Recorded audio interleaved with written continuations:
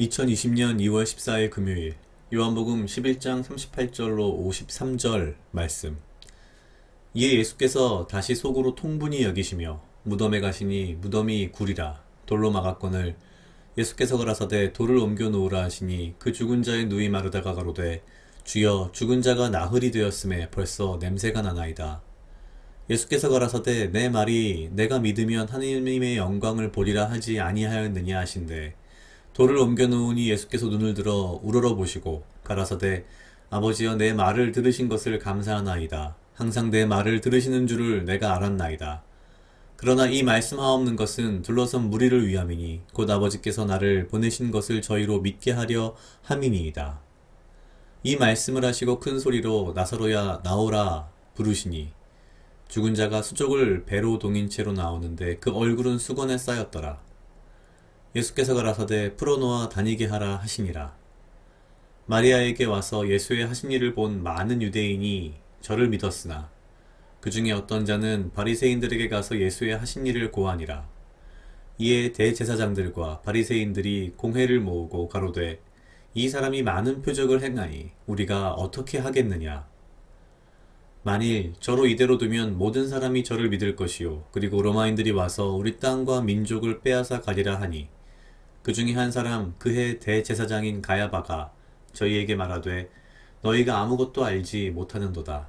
한 사람이 백성을 위하여 죽어서 온 민족이 망하지 않게 되는 것이 너희에게 유익한 줄을 생각지 아니하는도다 하였으니 이 말은 스스로 함이 아니요 그해의 대제사장이므로 예수께서 그 민족을 위하시고 또 그 민족만 위할 뿐 아니라 흩어진 하나님의 자녀를 모아 하나가 되게 하기 위하여 죽으실 것을 미리 말함이러라. 이날부터는 저희가 예수를 죽이려고 모의하니라. 아멘. 오늘 요한복음 11장 38절로 53절 말씀입니다.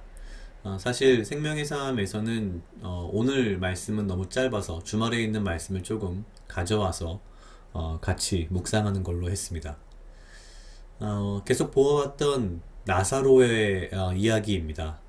가장 결정적인 장면이라고 할 수 있겠습니다. 나사로가 살아나는 결정적인 장면을 이야기하고 있습니다. 요한복음 사도 요한의 특성인 것 같기도 한데요. 굉장히 이 죽은 나사로가 살아나는 이 어떤 다이나믹한 혹은 굉장히 드라마틱한 장면에서 확실하게 나사로를 주인공으로 놓기보다는 예수님을 주인공으로 놓고 있으며 또한 예수님께서 하나님께 영광 돌리고 감사하는 이런 내용들이 주가 되고 있습니다. 참 뭐랄까요, 독특한 나름의 이상하게 느껴질 수도 있는 부분은 나사로를 살리시고 나서 사실상 살리시고 나서 가장 먼저 예수님께서 하신 것은 하늘을 우러러 보시며 아버지여 내 말을 들으신 것을 감사하나이다 라는 감사였습니다. 사실 이 감사의 말씀, 감사하는 그 예수님의 이 말을 보면서 느낀 첫 번째는 하나님께 예수님도 감사하는구나 라는 것과 예수님도 하나님께 이렇게 감사하는데 나는 얼마나 감사를 하지 않으며 살았나 라는 그 감사할 줄 모르는 나의 삶에 대한 반성이 좀 있었습니다.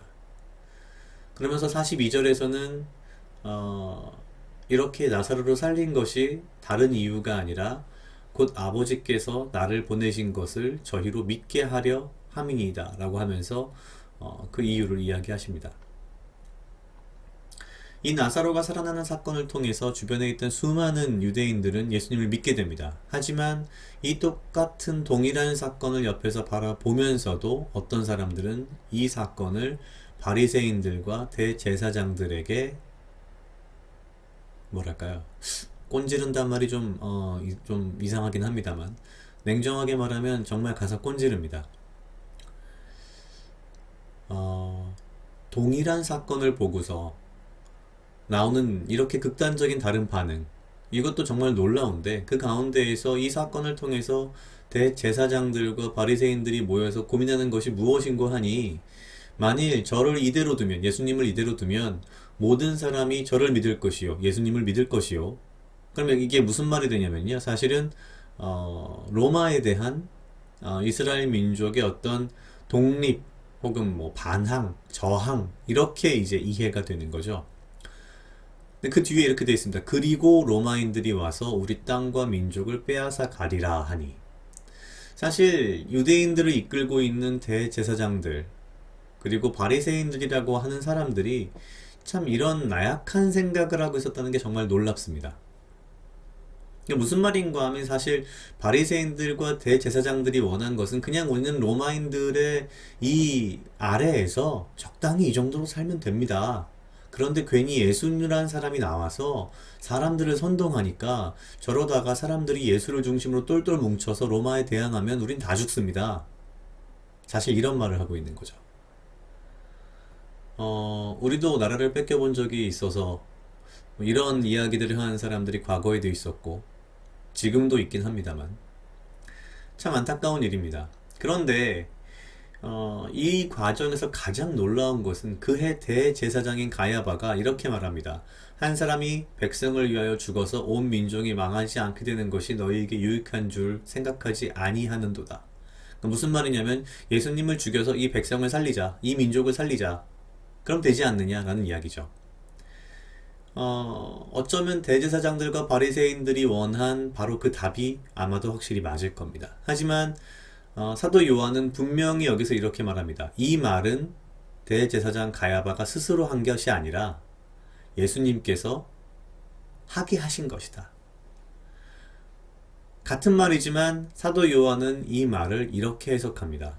예수께서 그 민족을 위하시고 또 그 민족만 위할 뿐 아니라 흩어진 하나님의 자녀를 모아 하나가 되게 하기 위하여 죽으실 것을 미리 말함이로라. 그리고 마지막에 이렇게 됩니다. 이날부터는 저희가 예수를 죽이려고 모의하니라. 결론적으로 이렇습니다.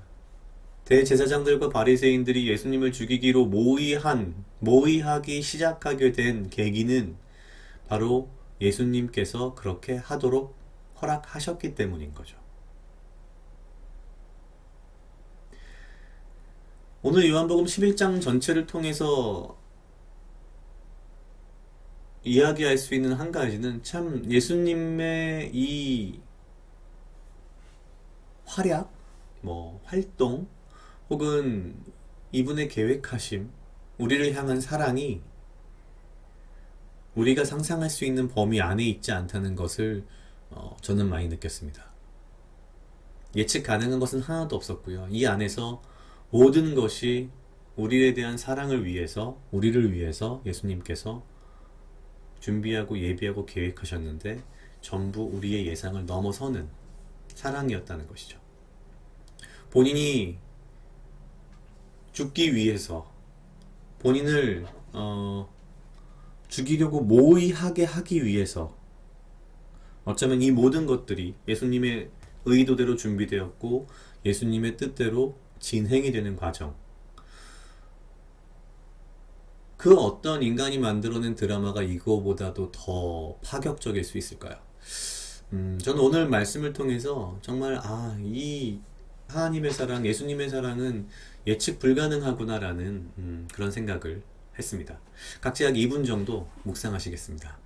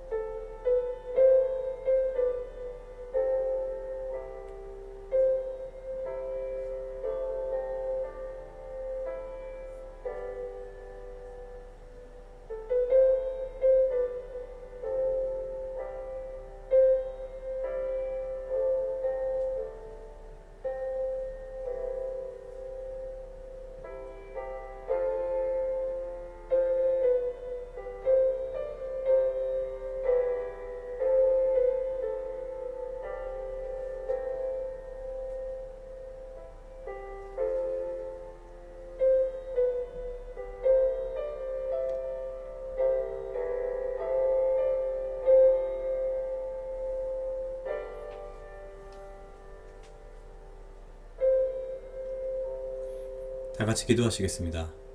하나님 아버지 감사합니다. 주여, 이 하루도 나와 동행하여 주시옵소서. 주님, 나로 하여금 사랑하게 하시옵소서. 아버지여, 나를 해하려 하는 어떠한 무리들로부터 나를 지키고 보호하여 주시며, 주님, 내가 오직 주님 주시는 지혜와 명철로 이 하루를 살아가고 나에게 필요한 건강과 육체적 강건함을 허락하여 주시옵소서. 아버지께서 나를 사랑하심이 그 어떠한 예측과 계획을 모두 넘어섬을 오늘 또한 말씀을 통하여서 보았습니다. 주여, 아버지의 사랑을 이렇게 받으면서 주님의 목숨을 대가로 이렇게 내가 새로운 삶을 살면서 나의 하루를 낭비하지 않게 하시고 오직 주님 말씀과 주님 사랑 가운데에 내가 그것들을 내 삶 속에서 그대로 행할 수 있도록 사랑을 나누며, 아버지여, 내가 주님의 말씀 가운데 그대로 거할 수 있도록 주여 인도하여 주시옵소서. 감사합니다. 이 모든 말씀 예수님 이름으로 기도드렸습니다. 아멘.